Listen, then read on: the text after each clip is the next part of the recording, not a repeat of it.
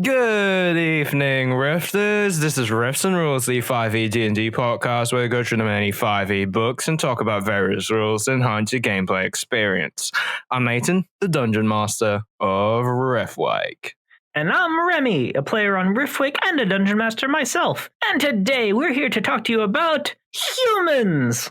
So there are dozens of races in Dungeons & Dragons 5th edition, so we are not going to go through all of them. We are not going to make a complete series about them.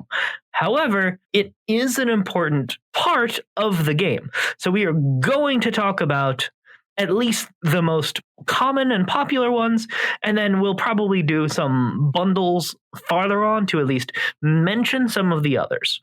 But for today's sake, humans.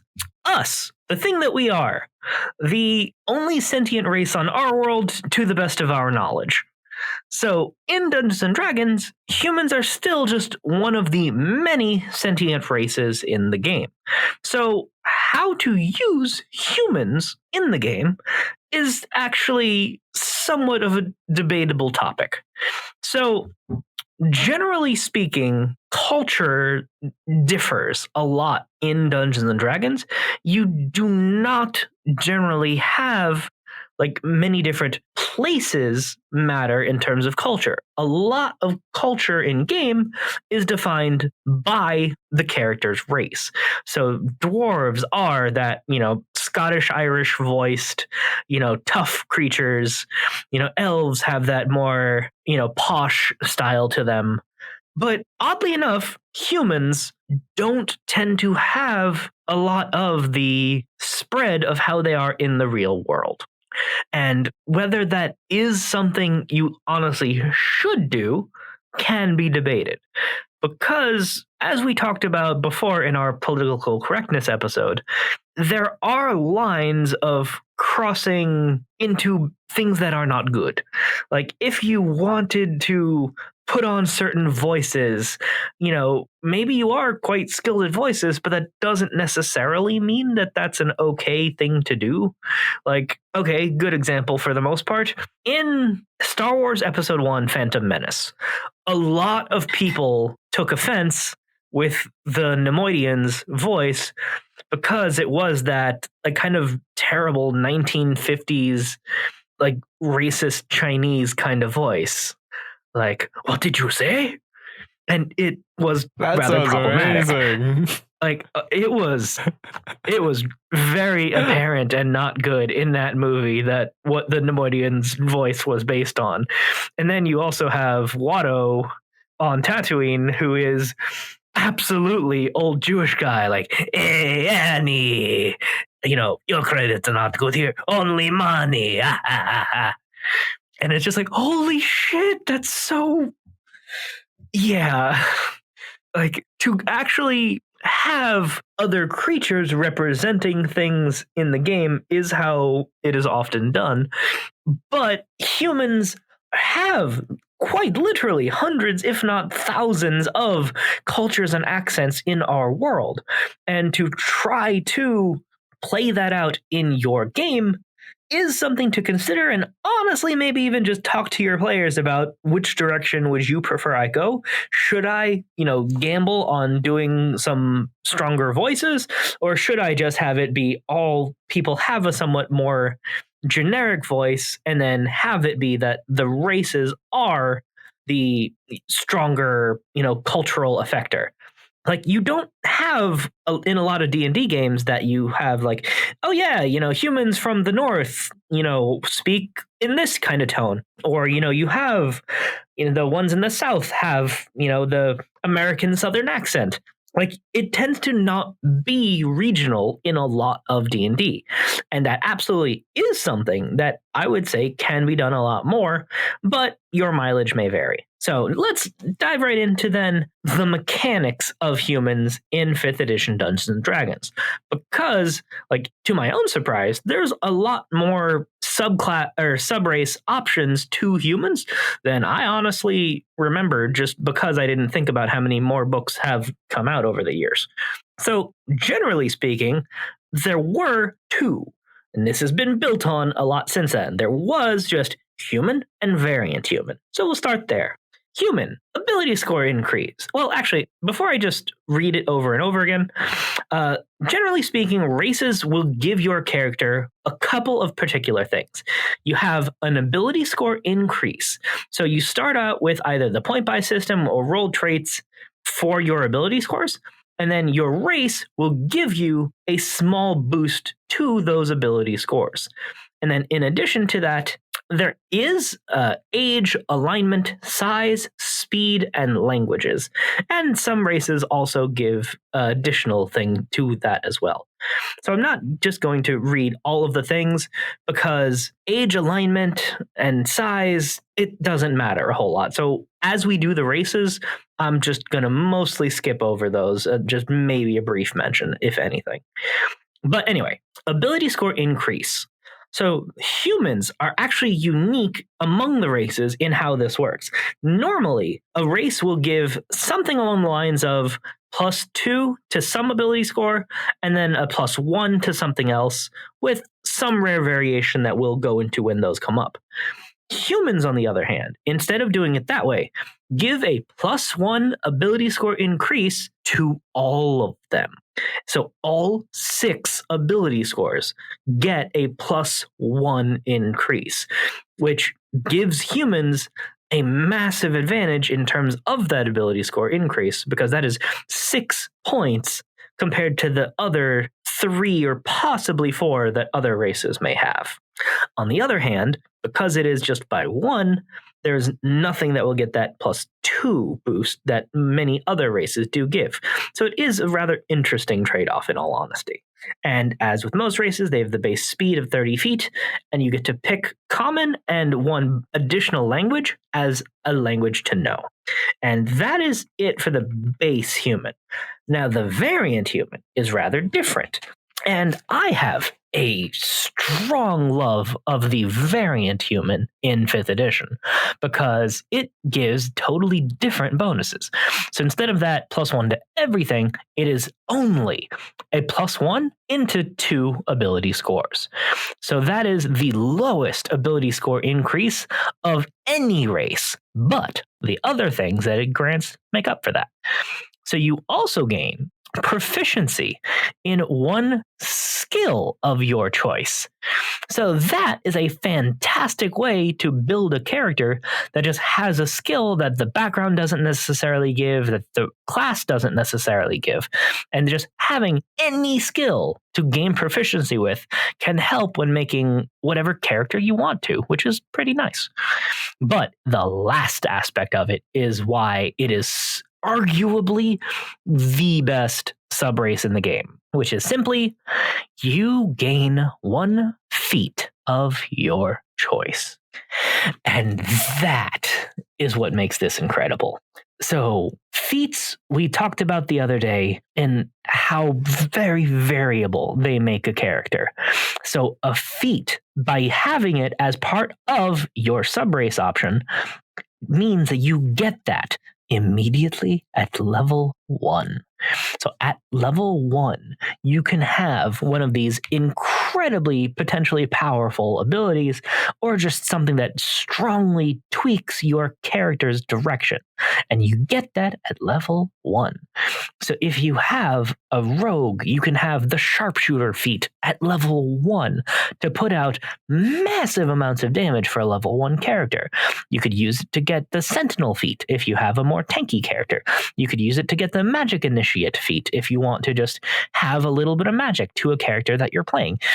Like, as we talked about in feats, there are so many directions that you can use to tweak a character with a feat. And having one of those at level 1 is an almost insurmountable advantage to that character's customization. So by having that level 1 feat, like, arguably no other race has as good a level 1 bonus. That's one reason that in the feats episode, I mentioned that you might argue that giving everyone at level 1 a feat could be a good thing, because variant humans have one at level 1, and it is not unbalancing to the game So it shows that it can be done and can be done well. So those are the classic two. What a lot of people honestly don't even know about, oddly enough, is that in the Eberron books, either the Rising from the Last War or just the Wayfinder's Guide, both of those have a lot more subclass options, and a number of those do apply to humans. And the way that those work, so it is somewhat setting specific. However, the ideas behind it I find to be incredibly interesting. So even if you're not playing in the Eberron setting, I highly suggest picking some of the Dragon Mark options to just give more racial options in your games. Because what Dragon Marks are in story is basically like a kind of a magical mark. Well, it is a magical mark. So whether that exactly what that means is kind of weird, because it is that kind of weird world magic type thing. Just a mark tied to bloodline that give additional abilities. But if you want to use it that way, awesome. If you want to just have it just be a subrace option that this is just a thing that you're aligned with, you could just do that. So there are just many, many ways to do it. So what is cool about them is that there are a lot of them that do apply to a couple of just the many races that exist. So there are, let me see here, 5 of them, I think, that apply to humans. The mark of finding, the mark of handling, the mark of making, mark of passage, and mark of the sentinel. Or mark of sentinel. There's no the for some reason. That's kind of odd grammatically.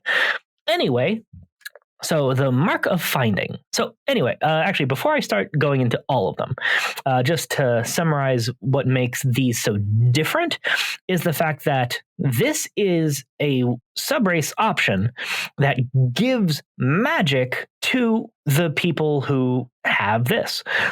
And there are a couple of things that each of these options gives you. So if you have one of these and are a spellcaster, it adds extra spells to your spell lists.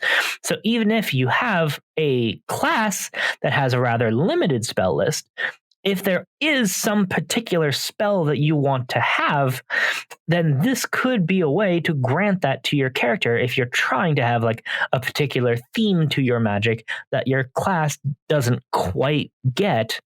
Then considering that these can add 10 or more spells onto your spell list can really add to that flexibility.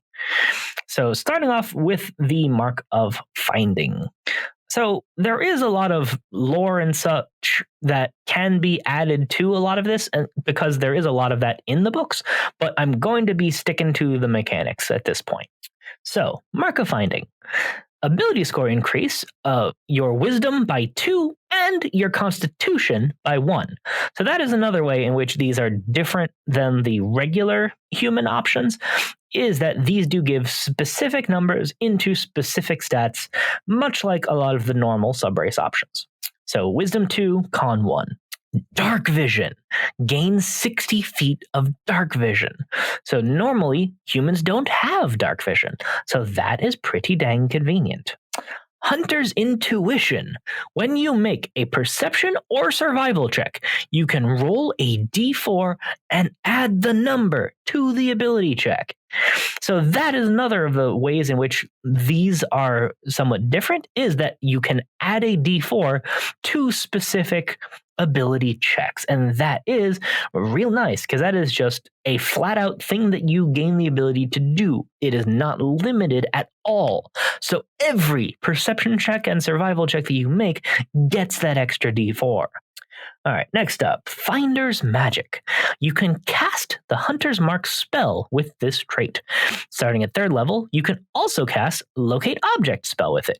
Once you cast either spell with this trait, you can't cast that spell again with it until you finish a long rest. Wisdom is your spellcasting ability for these spells.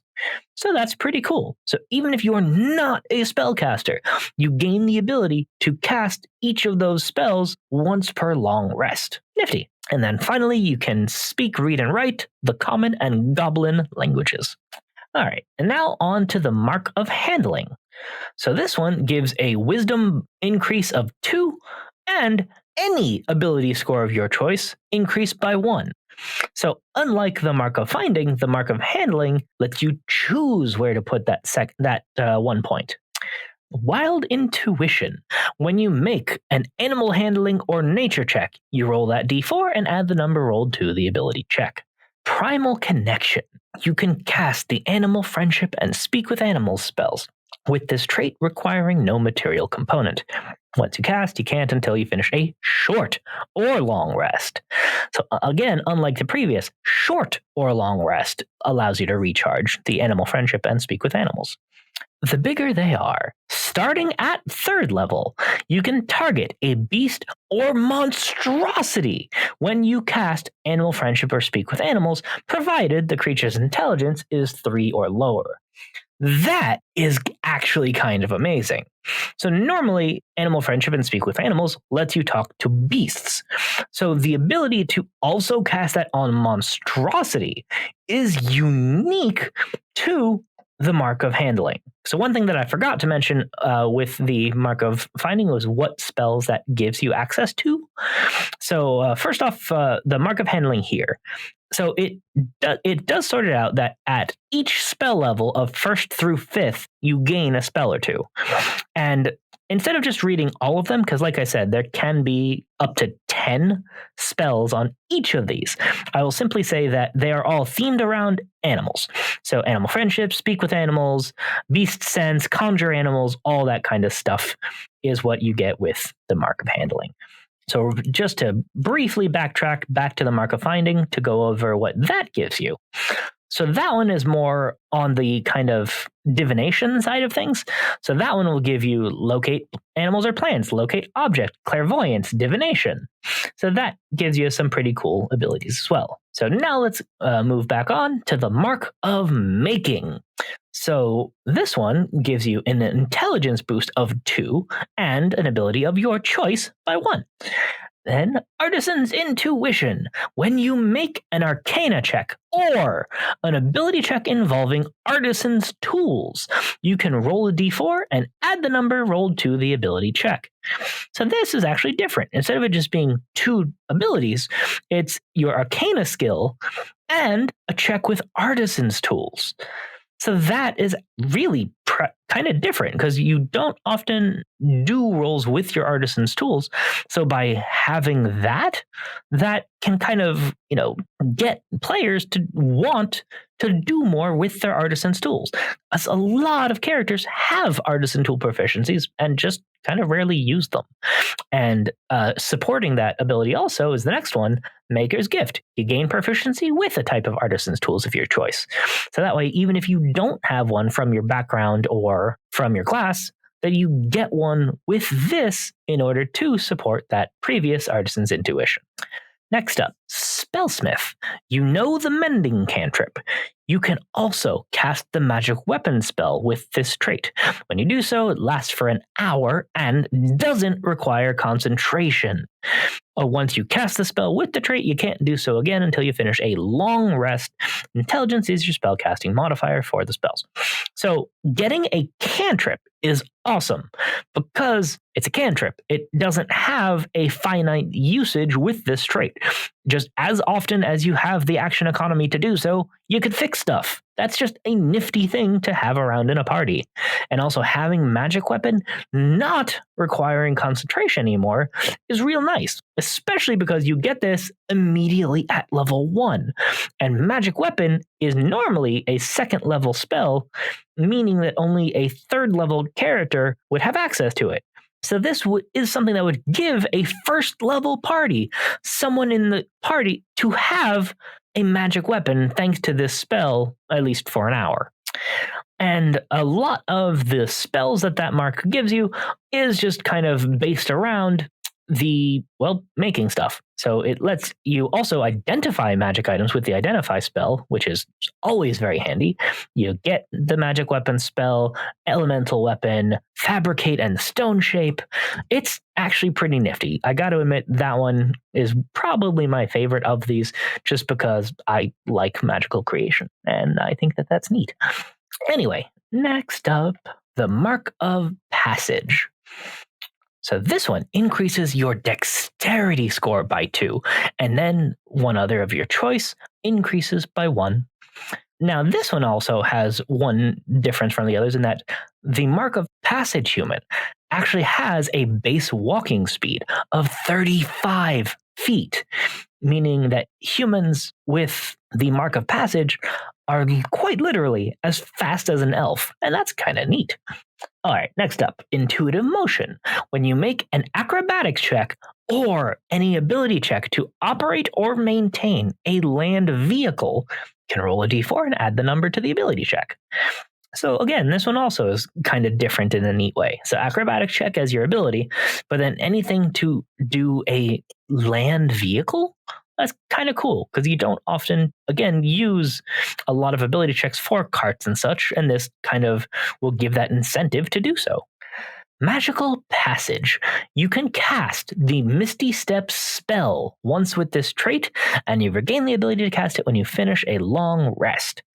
That is another really, really potentially useful ability. So Misty Step also is normally a 2nd level spell, but you get it immediately. So instead of needing to be a 3rd level character, at least once a day, you can just teleport 30 feet as a bonus action at level 1. That is fantastic. And then the spells that this mark gives you access to is all kind of based around motion. Expeditious Retreat, Jump, Pass Without Trace, Phantom Steed, Teleport Circle, and more. It is a lot of really, really good transportation type spells that one gives you access to. And then finally, we've got the Mark of Sentinel.